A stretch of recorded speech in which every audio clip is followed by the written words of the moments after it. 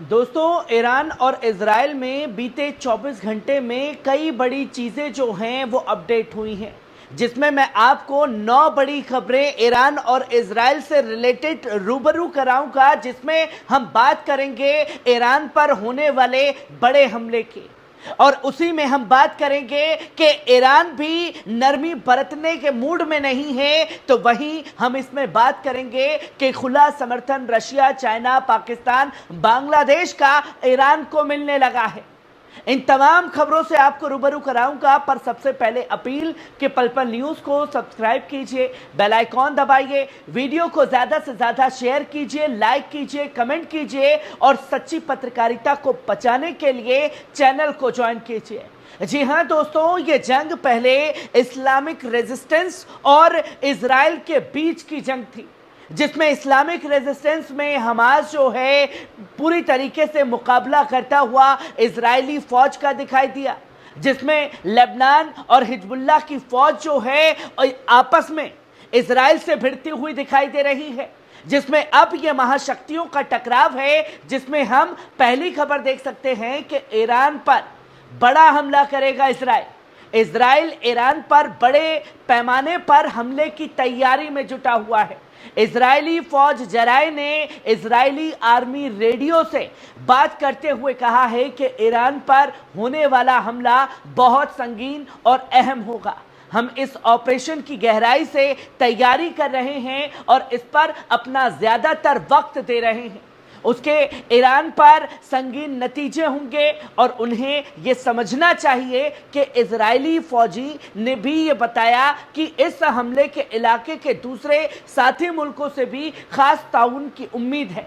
यह बयान साफ इशारा करता है कि इजराइल अपने सिक्योरिटी पार्टनर्स के साथ मिलकर के एक बड़ी कार्रवाई की तैयारी में है, जो पूरे वेस्ट एशिया और ज्यादा तनाव पैदा कर सकता है। इस तरह की तैयारियों से यह दिखता है कि इजराइल किसी भी खतरे का जवाब देने के लिए पूरी तरह से तैयार है और इसका असर सिर्फ इजराइल ईरान तक महदूद नहीं रहेगा, बल्कि पूरे मिडल ईस्ट में इसका असर देखने को मिलेगा। बढ़ते हैं नेक्स्ट खबर की तरफ, जहां ईरान को धमकाना बंद करे इजराइल। ईरानी संसद के स्पीकर ने कड़े लहजे में कहा है कि अगर आपको पता होता कि आपके लिए क्या तैयारियां की गई हैं, तो आप सभी ईरान को धमकाना बंद कर देते। यह बयान इस्राइल और अमेरिका द्वारा ईरान पर संभावित हमले की चर्चाओं के बीच आया है। ईरानी संसद के स्पीकर ने साफ तौर पर चेतावनी दी है कि ईरान किसी भी खतरे का सामना करने के लिए पूरी तरह से तैयार है और किसी भी किस्म की धमकी का माकूल जवाब दिया जाएगा। इस तरह के बयान से साफ जाहिर होता है कि पश्चिम एशिया में तनाव लगातार बढ़ रहा है और दोनों पक्ष एक दूसरे को गंभीर परिणामों की चेतावनी से भी आगाह करा रहे हैं। वहीं आप तीसरी खबर देख सकते हैं कि पाकिस्तान ने इजराइल को चेतावनी दी है। जी हां, पाकिस्तान ने सख्त चेतावनी देते हुए कहा है कि अगर इजराइल उसके क्षेत्र पर हमला करता है तो वे जवाबी कार्रवाई में परमाणु हथियारों का इस्तेमाल करेगा। इस बयान के जरिए पाकिस्तान ने इजराइल को साफ संदेश दिया है कि वे अपनी सुरक्षा के लिए किसी भी हद तक जाने को तैयार है। ये चेतावनी उस समय आई है जब वेस्ट एशिया में तनाव बढ़ता जा रहा है और इजराइल ईरान के खिलाफ हमले की योजना बना रहा है। पाकिस्तान का यह बयान इस क्षेत्र में सुरक्षा और सैन्य शक्ति को संतुलन को और अधिक नाजुक बना सकता है। दोनों देशों के बीच किसी भी टकराव का असर पूरी दुनिया पर पड़ सकता है, खास तौर पर जब इसमें परमाणु हथियारों का जिक्र जो है वो शामिल कर लिया गया हो। वहीं हम साफ तौर पर देख सकते हैं चौथी खबर, जहां चीन, रूस, पाकिस्तान और बांग्लादेश का ईरान को समर्थन मिला है। जी हां दोस्तों, आप देख रहे हैं कि चीन, रूस, पाकिस्तान, बांग्लादेश ने ईरान को अपना खुला डंके की चोट पर समर्थन दे दिया है। यह घोषणा उस समय आई है जब वेस्ट एशिया में तनाव बढ़ रहा है, खास तौर पर इजराइल और ईरान के बीच। इन देशों का ईरान को समर्थन इस बात की ओर इशारा करता है कि अगर इजराइल और उसके सहयोगी देशों के साथ कोई टकराव होता है तो इसका प्रभाव वैश्विक स्तर पर होगा। चीन और रूस जो पहले से ही अंतर्राष्ट्रीय मंच पर मजबूत भूमिका निभाते हैं, उन्होंने इस संघर्ष में ईरान के साथ खड़े होने का स्पष्ट संकेत दे दिया है। पाकिस्तान और बांग्लादेश का समर्थन भी इस क्षेत्रीय टकराव को और जटिल बना सकता है, खासकर जब इस मिडल ईस्ट में अलावा दक्षिण एशियाई देशों का इस मामले में शामिल होना देखा जा रहा है। इन दोनों देशों के समर्थन से ईरान की स्थिति और मजबूत हो जाएगी और इजराइल पर अंतर्राष्ट्रीय दबाव भी बढ़ सकता है, जिसकी जानकारी लगातार सामने आ रही है। वहीं आप पांचवी खबर देख सकते हैं कि ईरान में रूस पहुंचा है। जी हां, ईरान का एक उच्च स्तरीय प्रतिनिधि मंडल मास्को पहुंच चुका है और जहां उन्होंने रूस से Su-35 लड़ाकू विमानों को हासिल करने की औपचारिक मांग की है। यह कदम ईरान के सैन्य सशक्तिकरण की दिशा में एक महत्वपूर्ण पहल माना जा रहा है, खासकर उस समय जब क्षेत्रीय तनाव लगातार बढ़ा हो। ऐसे में Su-35 विमान अत्याधुनिक लड़ाकू क्षमताओं के लिए जाना जाता है और अगर ईरान उन्हें प्राप्त कर लेता है तो उसकी वायुसेना की ताकत में बड़ा इजाफा हो जाएगा और मास्को तेहरान के बीच इस तरह की सैन्य साझेदारी से पश्चिम देशों, विशेषकर अमेरिका और इजराइल की चिंताएं और बढ़ा सकती हैं। ये दौरा दोनों देशों के बढ़ते सैन्य सहयोग का प्रतीक है, जो क्षेत्रीय और अंतर्राष्ट्रीय स्तर पर शक्ति संतुलन को प्रभावित कर सकता है। और रशिया का किस तरीके से समर्थन ईरान के साथ रहा है वो किसी से ढका छुपा नहीं है। वहीं हम छठी खबर देख सकते हैं कि इजराइल पर नरमी नहीं बरतेगा ईरान। ये खुद ईरान ने अपने बयान में कहा है कि वे किसी भी प्रकार की अधिक कड़ी प्रतिक्रिया देने के लिए पूरी तरह से तैयार है। यह बयान ऐसे समय में आया है जब पश्चिम एशिया में तनाव बढ़ता जा रहा है और इजराइल के संभावित हमले की चर्चा तेज हो गई है।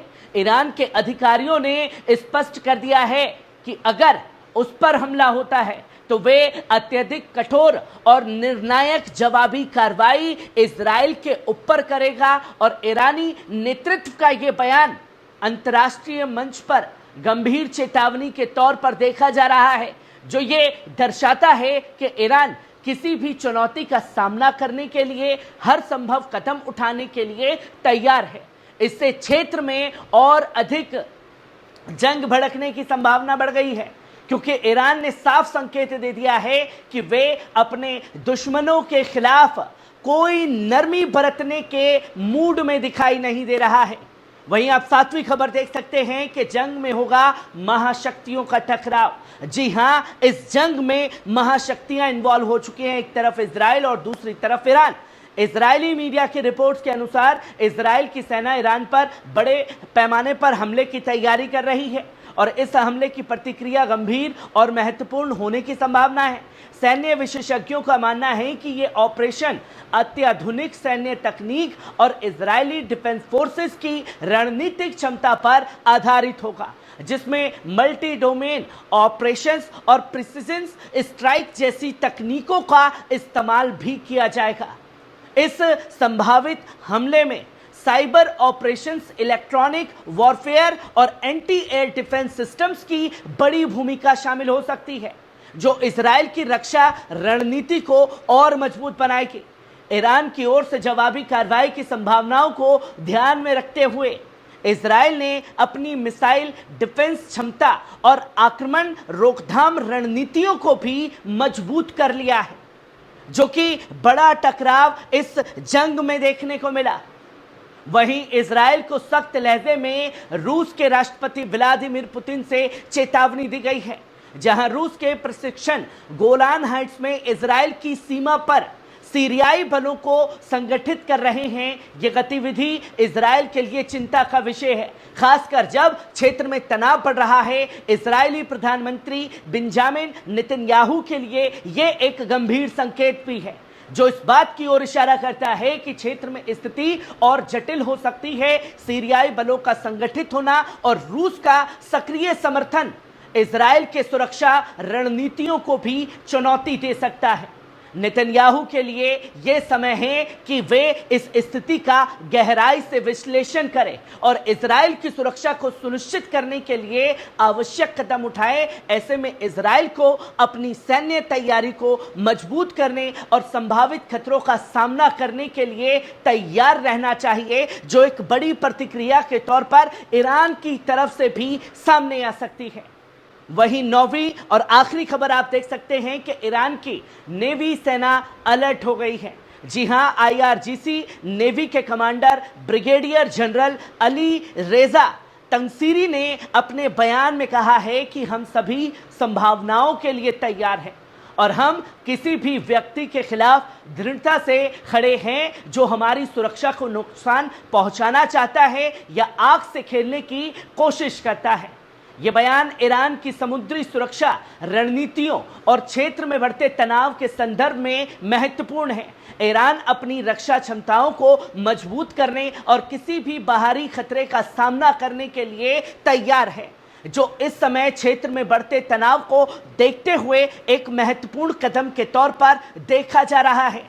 जहां यह साफ हो चुका है दोस्तों कि आने वाले समय में या कुछ घंटे या कुछ मिनट में एक बड़ा टकराव महाशक्तियों का देखने को मिलेगा। इजराइल का हमला किस तरीके से ईरान के ऊपर होगा और ईरान का कैसा पलटवार होगा, ये जंग के नए दायरे को खोलता हुआ दिखाई देने वाला है।